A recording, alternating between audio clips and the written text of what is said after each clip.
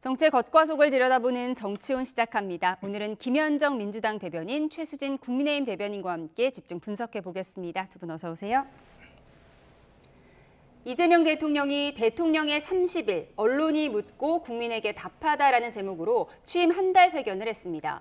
122분 동안 다양한 분야의 15개 질문에 거침없이 답변하며 국정 자신감을 드러냈는데요. 직접 듣고 오겠습니다. 마음에 드는 또는 색깔이 같은 쪽만 쭉 쓰면은 위험하죠. 시멘트, 자갈, 모래, 물 이런 걸 섞어야 콘크리트가 됩니다. 그런데 시멘트만 잔뜩 모으면 그냥 시멘트 덩어리가 되죠. 모래만 잔뜩 모으면 모래더미가 될 뿐입니다. 그래서 차이는 불편한 것이기도 하지만 시너지의 원천이기도 하죠. 공직사회는 로봇 태권부에 비슷해서 그 자체는 엄청난 힘을 가지고 있죠. 그런데 결국은 그 헤드에 조정간에 철수가 타면 철수처럼 행동하고 영희가 타면 영희처럼 행동하죠. 다 골라낼 수도 없고 또 다 골라내서 한쪽만 쓰면 결국 끝없는 전쟁이 벌어집니다. 그래서 할 수 있다면 최대한 고쳐서 써야죠. 잘못된 게 있다면. 네, 먼저 이재명 대통령의 지난 30일 전직 대통령들보다 좀 빨리 진행한 기자회견의 배경에는 국정 자신감이 있다 이런 분석도 있었는데 사전 조율이 없었고 각본도 없었다고 하는데 정말 사전 조율이 전혀 없었습니까? 실제로 보신 바와 같이 사전 조율은 없었고 이제 명함을 무작위로 추천해 갖고 질문자를 정하는 방식으로 타운홀 미팅 방식으로 아주 자유롭게 진행된 것 같아요. 이제 기자들이 질문을 하면 그거에 대해서 국민들에게 답변하는 방식으로 이렇게 했던 것 같고 정말 질문이 어떤 거가 나올지를 모르는 상황에서 그 질문에 대해서 또 대통령도 거침없이 답변하면서 아주 잘 준비된 그런 기자회견을 보는 것 같았습니다. 예, 같은 색깔만 쭉 쓰면 위험하다. 공직사회는 태권브이와 같아서 인사권자가 중요하다. 다 골라낼 수 없다. 이런 말이 좀 인상적이었는데요. 같은 색깔만 쓰면 위험하다는 건 이제 같은 성향의 사람만 쓰지 않겠다는 것으로 해석이 되는데 공직사회가 태권브이 같다. 이건 어떤 말일까요? 그 말씀대로 다양한 분야의 다양한 전문가를 쓰는 건 너무나 당연한 일입니다. 근데 그거는 대통령이 보는 시각이고 저희가 봤을 때는 대부분의 이번에 인사장관, 국무총리부터 장관 많이 임명을 하셨죠. 근데 그중에서 보면 대부분의 한 8명이 국회의원이시고 또 저희는 그걸 보면서 민노총부터 시작해서 보훈 인사라고 생각을 합니다.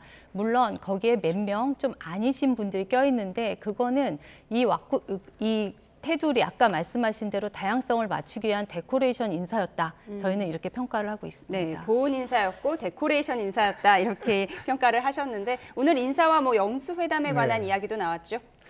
그러니까 그 인사 관련해서는 사실 국민 눈높이라든지 여야가 봤을 때에 미흡한 점이 있다라는 것을 인정한다 이렇게 말씀을 하셨죠. 그렇지만 대통령은 여야의 대표가 아니라 국민에 대한 대표이기 때문에 그 탕평과 통합적인 그런 관점을 고려하지 않을 수 없다라는 말씀을 하셨고 그래서 탕평과 통합의 방점을 인사를 했다라는 말씀도 하셨던 것 같고요.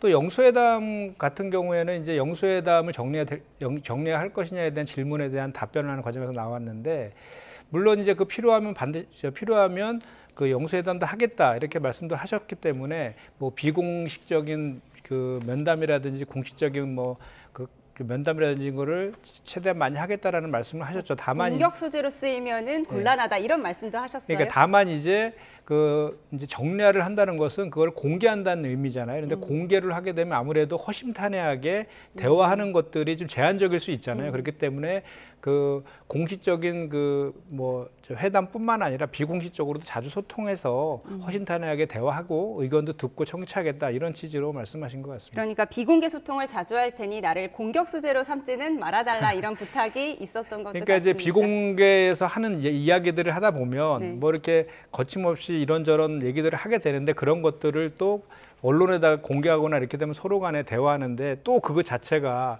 서로 허심탄회하게 하는 거에 대한 장벽이 될 수 있으니까 그런 취지에서 말씀하신 것 같습니다. 예. 그런가 하면 이재명 대통령은 최근 정부가 수도권 집값을 잡기 위해 고강도 대출 규제를 내놓은 것과 관련한 언급도 했는데요. 듣고 오겠습니다. 이번에 대출 규제는 맛배기 정도에 불과하죠. 부동산 관련된 정책이 많아요. 예를 들면 수요 억제책, 공급 확대책 있는데 공급 대책도 꼭 신도시의 신규 택지만이 아니고 기존 택지들 재활용이나 기존 부지를 활용하는 방법도 얼마든지 있습니다. 공급도 다양한 방법이 있다. 얼마든지 가능하다. 그리고 더 근본적으로 수요 억제책으로는 지금 이거 말고도 많아요. 저는 대한민국의 미래가 이 부동산 정책에도 크게 영향을 받을 거라고 봅니다.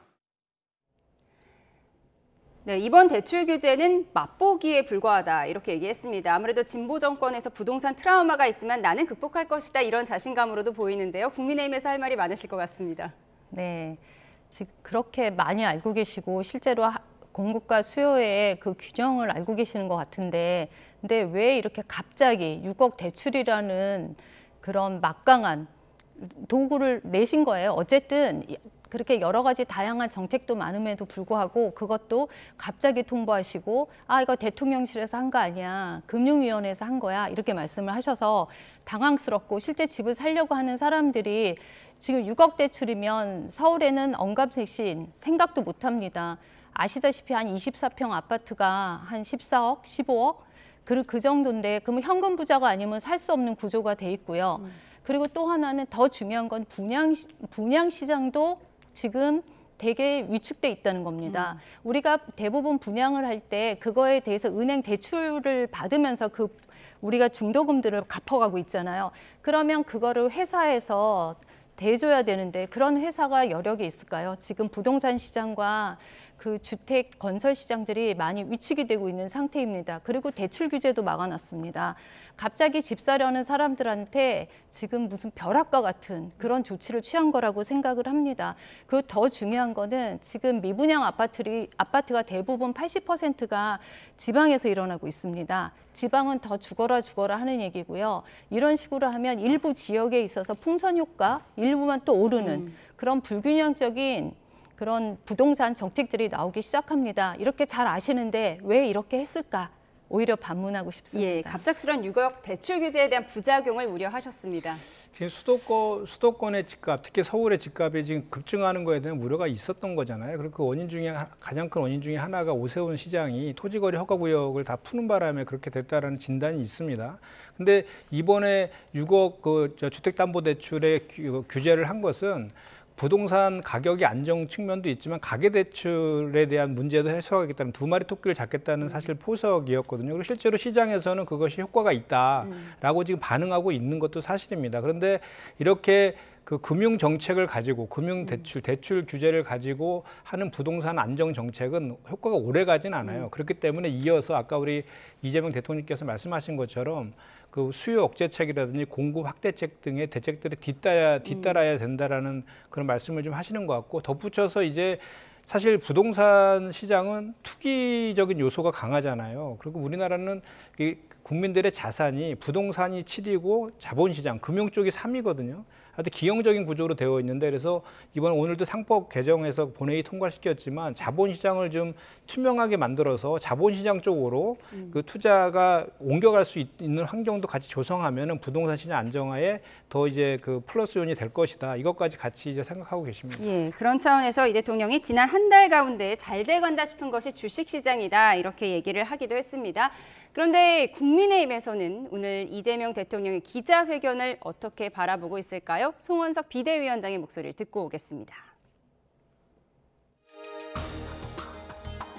참 좋은 말씀도 물론 있긴 합니다만은 지난 30일에 대한 자화자찬만 가득한 내용이 같습니다. 공식적으로는 이렇게 얘기합니다. 역대 가장 빠른 기자회견이다 이렇게 얘기를 하고 있습니다. 그런데 사실은 역대 대통령 중에 가장 빠른 자화자찬이다. 저희들은 그렇게 보고 있습니다. 네, 송원석 비대위원장, 역대 가장 빠른 기자회견이 역대 가장 빠른 자화자찬이었다 이렇게 꼬집었습니다. 국민의힘에서 전체적으로 어떻게 보고 계세요? 이거 발표하신 거 불과 한 시간 전 얼마 안 됩니다. 맞다고 저희는 생각합니다. 한 달 동안 물론 지금 모든 거를 행정부, 사법부, 입법부까지 다 가진 막강한 대통령 권한을 갖고 계십니다. 자신감 넘치시고 또 실제적으로 추진력에 대해서 하고 싶은 거 마음대로 지금 하고 계십니다. 속도전 내가면서.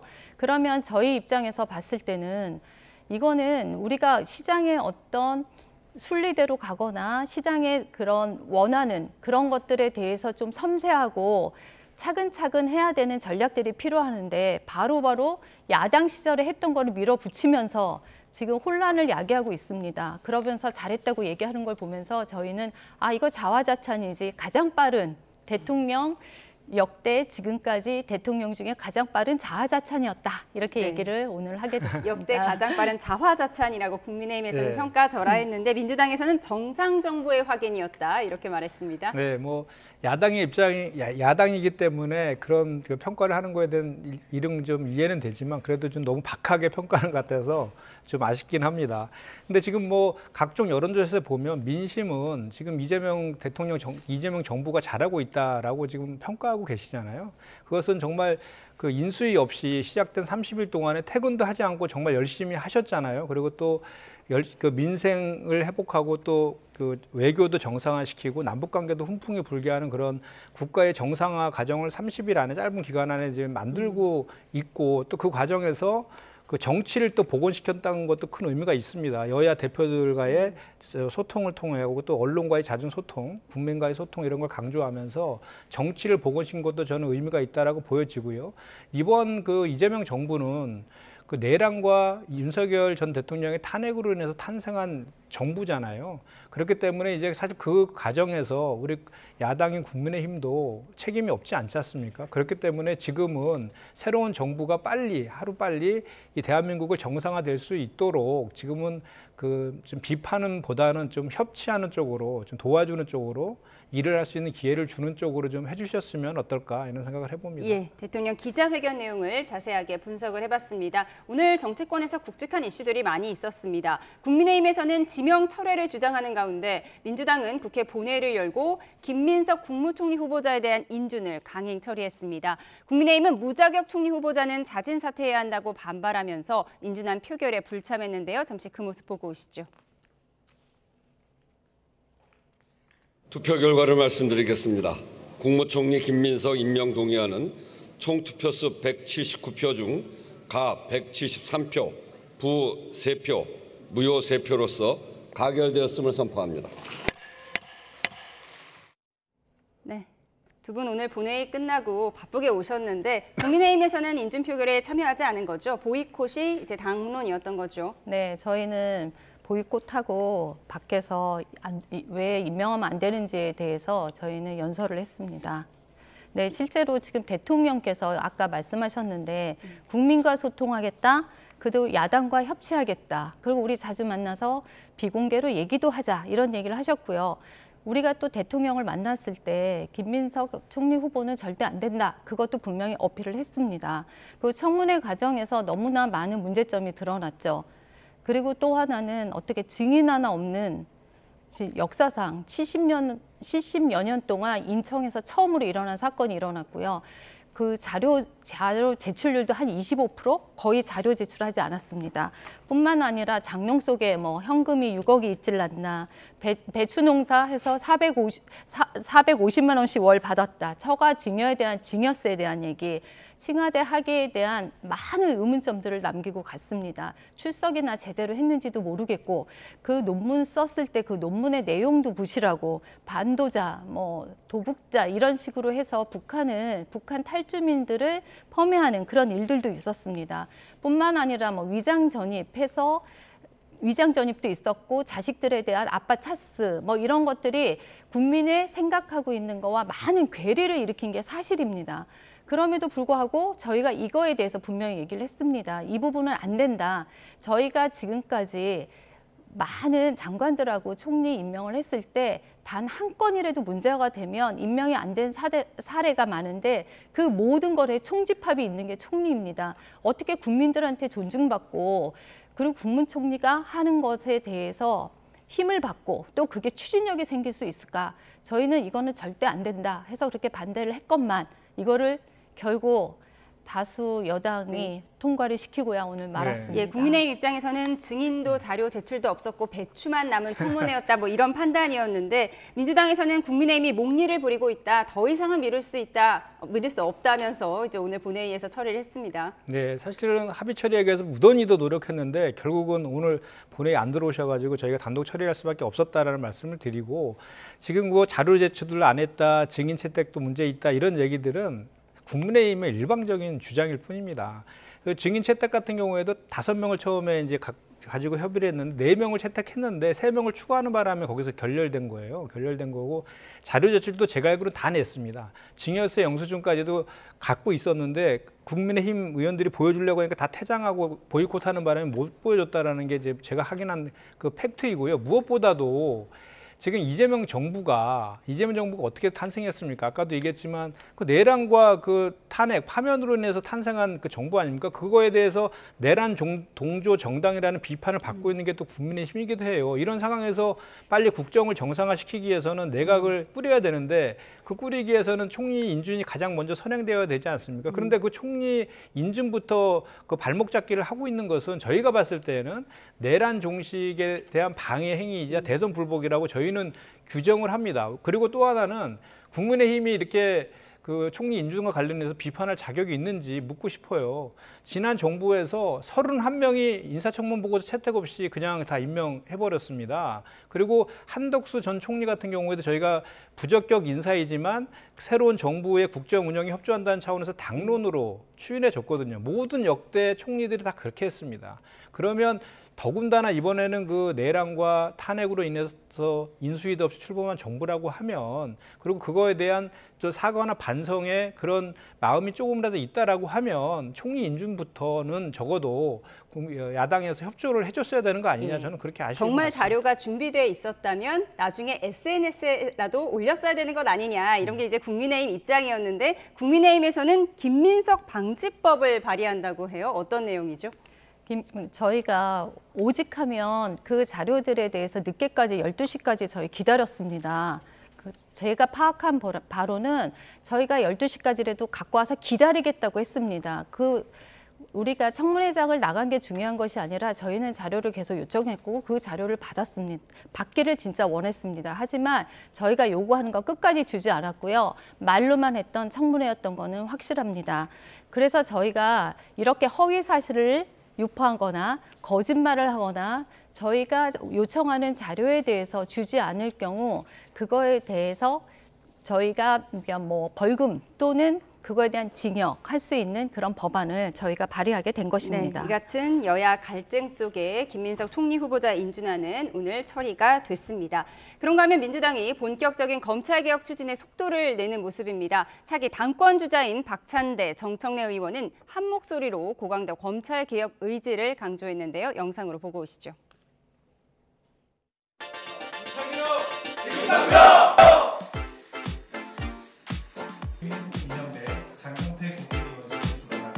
올 추석 밥상 위에 검찰 개혁을 올려드리겠습니다. 추석 귀향길 자동차 라디오 뉴스에서 검찰청이 폐지됐다. 역사의 뒤안길로 사라지게 됐다. 이 뉴스를 들을 수 있도록 하겠습니다.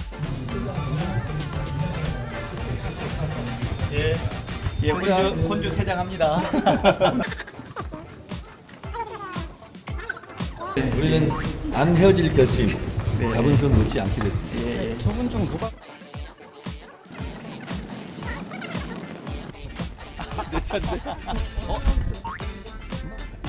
내 차인데? 내 차 아닌데? 박찬대가 아니라 내 차인데.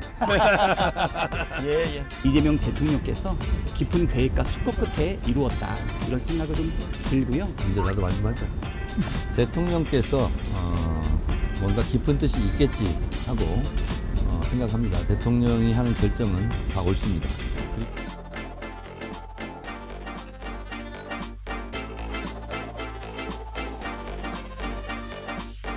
검찰 개혁은 지금이 적기라고 생각하고요. 최대한 빨리 추진하는 게 필요하다. 왜냐하면 초기에 힘이 있을 때 정광석화처럼 해내야 된다고 생각을 하고요. 정성원 법무부 장관은 검찰 해체 표현은 부적절하고 국민 눈높이의 개혁을 할 것이며 야당과 협의하겠다 이렇게 얘기하거든요. 이게 국합 배드캅 전략이라고 보세요? 아니면 엇박자라고 보세요? 정성호 의원 개인의 그 소신인 것 같아요. 저는 이재명 대통령은 최대한 검찰 해체하고 싶어 하실 것 같고 국민의힘 정당 해산을 하고 싶어 하실 것 같은데 그래서 저는 정성호 의원이 가지는 개인적인 어떤 소신 같은 것들을 믿습니다. 네, 검찰청 폐지가 담긴 검찰개혁안 이르면 내일 법사위에 상정될 것으로 보이는데요. 검수완박을 넘어서 검수완분, 완전 분쇄 이런 얘기까지 나오고 있습니다. 왜 하필 추석 전에 처리해야 한다 이렇게 주장하고 있는 거죠?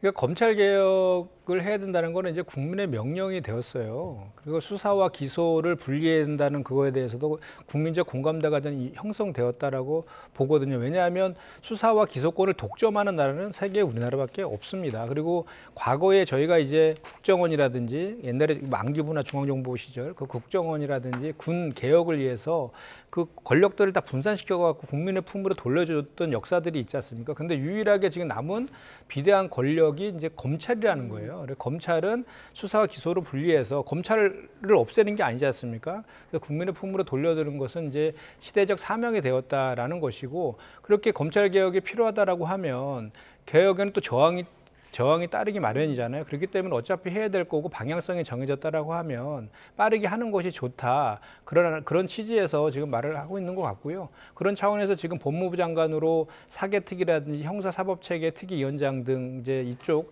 사법개혁과 검찰개혁에 대한 그 풍부한 그 정책 역량하고 또 의지를 갖고 있는 법무부 장관하고 또 검찰 내부를 잘하는 봉욱 민정수석 두 분이 이제 서로 잘 협조를 해가지고 이런 그 역할들을 정부 차원에서 할 것이고 또 실제로는 검찰 개혁은 국회에서 입법을 통해서 하는 것이거든요. 그렇기 때문에 지금 검찰청법, 이제 검찰법, 검찰사법이 지금 그 소위에서 논의되고 이제 공청회 등을 앞두고 있는데 국회에서 풍부한 논의를 통해 가지고 그 검찰 개혁과 관련된 내용들을 정확하게 만들어서 빠르게 그래서 추석 전이라는 말이 나온 것 같고 아마도 두 분은 이제 당대표 후보시기 때문에 좀 더 선명성 있는 것들을 보여주기 위해서 추석 전이라는 표현을 한 것 같고 최대한 빨리 하겠다라는 의지의 표현인 것 같습니다. 예, 그러니까 당내 강경파들은 선명하게 최대한 빨리 진행하겠다는 입장인데 법무장관 후보자인 정성호 의원은 속도전에는 좀 거리를 두는 것 같아요. 검찰 해체라는 표현은 적절하지 않다. 국민의 눈높이에서 하겠다라고 얘기를 했거든요.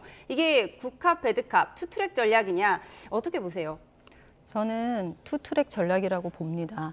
실제적으로 지금 더불어민주당의 같은 경우는 분명히 속도를 낼 거고 이 법안을 추진을 할 겁니다. 왜냐하면 지금까지 사례에서 봤듯이 뭐 기업 민생을 살리는 건 기업이라고 해놓고 노랑봉투법이나 상법 같이 바로 내일이면 또 그거 다 통과시키고 또 하신다고 얘기했는데 하나도 물러서는 것이 없습니다. 더군다나 검찰 개혁은 이재명 대통령의 수건 사업입니다. 검찰에 대한 감정 아주 안 좋으시고요. 본인 자체가 검찰에 기소당하고 계시는 상황이었기 때문에 이거를 어떻게 저희 국민의힘 입장에서는 순수한 뜻으로만 받아들일 수 없습니다. 저는 이거는 방탄이다. 방탄을 위해서 검찰개혁하는 거다. 이렇게밖에 생각할 수 없고요. 더군다나 오늘 참 재밌는 게 나왔지 않습니까? 대통령실 검찰 특활비 올리겠다고 91억으로. 실제로 그게 작년에 다 없애버렸잖아요. 82억이었습니다. 지금 6월이에요. 하반기 6개월이에요. 41억만 돼도 제가 말을 안 하겠습니다. 91억 2배나 올렸습니다. 어떻게 이렇게 검찰을 정쟁화시킬 수 있고 자기 편의대로 하수인으로 쓸 수 있습니까? 이뤄놓고 지금 와서 검찰 개혁을 한다? 분리해서 한다? 저는 이거에 대해서 납득할 수 없습니다. 이거 한마디만 좀 드리면은 검찰 개혁은요 이미 20대 때부터 2020년부터 시작됐었어요. 그래서 검찰의 그 수사권을 6대 중대범죄에서 2대 중대범죄로 축소하는 그런 과정들이 있어서 그거의 연장선상에 있는 것이다라는 말씀을 드리고 그리고 이제 특활비 관련해서는 지금 예결위에서 아직 심사가 안 끝났기 때문에 그걸 확정됐다라고 말씀하신 건 아니고 그 특활비가 없애는 가장 큰 이유는 검찰에서 시발된 영수증 제출하고 뭐 제대로 된 증빙서를 내지 않았기 때문에 그런 것 때문에 그런 것이지 그런 그런 게 전제된다라고 하면 그것이 불필요하다라고 한 게 아니었잖아요. 그런 걸 전제한다라면 그런 없앨 일도 없었을 것을 그걸 자초한 것은 윤석열 검찰이었다라는 말씀을 그래서 새 정부에서는 좀 드리고요. 증액할 필요성이 있었다 이렇게 보시는 건가요? 네? 특활비에 관련해서 이제는 증액을 할 수 있다. 그럴 그러니까 때가 그런 됐다. 안이 제출되어 있는데 말씀하신 것처럼 뭐 지금 6개월 남았으면 그만큼 또 예산안 심사 과정에서 예결해서 감액하면 되는 것이고, 다만 중요한 것은 그거의 포인트는 뭐였냐면 그 대통령실이나 검찰이나 경찰이나 감사원의 특활비가 필요 없다라는 취지가 아니었고 특활비를 어디에 쓰는지를 알 수 없게끔 영수증조차도 구비하지 않고 있는 그런 것들에 대한 문제 제기가 사실 본질이었다라는 말씀드립니다. 예, 앞서 이재명 대통령의 검찰에 대한 감정이 좋지 않다 이렇게 말씀하셨는데 오늘 취임한 날 기자회견에서도 검찰 개혁 관련해서 자업자득이라며 수사권과 기소권 분리에 이견이 없다고 했는데요. 듣고 오겠습니다. 일종의 그건 저는 자업자득이다 이렇게 생각합니다. 수사권과 기소권을 분리한다. 동일한 주체가 수사권과 기소권을 동시에 가지면 안 된다라는 점에 대해서 이견이 없는 것 같습니다. 추석 전에 하자라고 지금 당대표 후보들부터 열심히 말씀하시는 것 같습니다. 제도 자체를 그때까지 어릴게를 만드는 건 가능할 수도 있을 것 같아요. 또 국회에서 하면 저야 뭐 어떻게 할 수 없잖아요. 검찰 개혁은 국회가 하는 겁니다. 이 제도를 바꾸는 거기 때문에 정부 내에서, 근데 검찰도 정부의 일원이니까요. 정부 안에서 서로 타협해 가지고 정할 문제가 아니고 국회가 입법적 결단을 할 사안이기 때문에 우리 정부에서 할 일은 그로 인한 갈등, 부작용 이런 걸 최소화하는 게 필요하죠. 네, 자업자득이다. 이재명 대통령의 검찰 개혁에 대한 목소리 듣고 오셨습니다. 이어서 국민의힘 이야기해 보겠습니다. 국민의힘 쇄신에 나설 당 혁신위원장에 안철수 의원이 내정됐죠. 의사 출신인 안 의원은 메스를 들어서 보수 정치를 오염시킨 종기를 적출하겠다 이렇게 밝혔는데요. 직접 들어보시죠.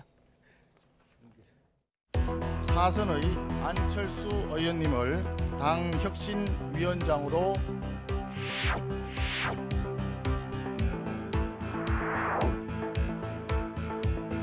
중도 수도권 청년들을 다시 우리를 돌아보고 관심을 가지고 그렇게 해야 되는 게 중요하지 않습니까? 전대는 지금 생각하고 있지 않습니다. 예, 생각하고 있지 않습니다.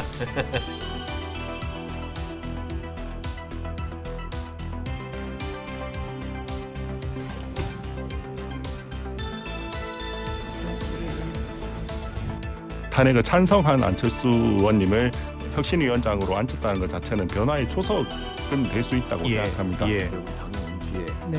외톨이였습니다. 사실 여러 당을 거치셨지만 그 과정에서 본인들의 측근이 다 사라진 상태예요. 이번 대선을 치르는 과정에서 이제 선대위에 끝까지 남아 있고 김문수 후보를 당선시키기 위해서 열심히 노력하고 하는 모습들이 비춰지면서 당내 주류의 정서를 얻고 혁신이라는 걸 추진하면서 본인의 입지를 한번 넓혀보겠다.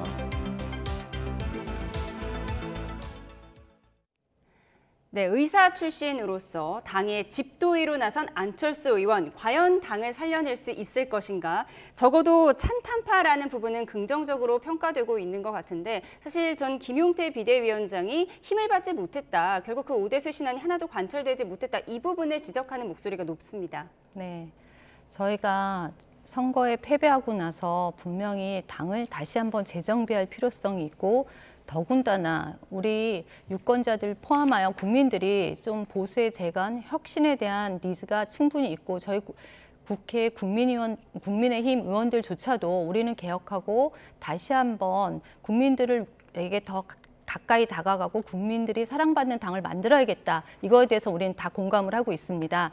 근데 우리 안철수 위원장님 같은 경우는 제일 중요한 게 수도권 중진이십니다.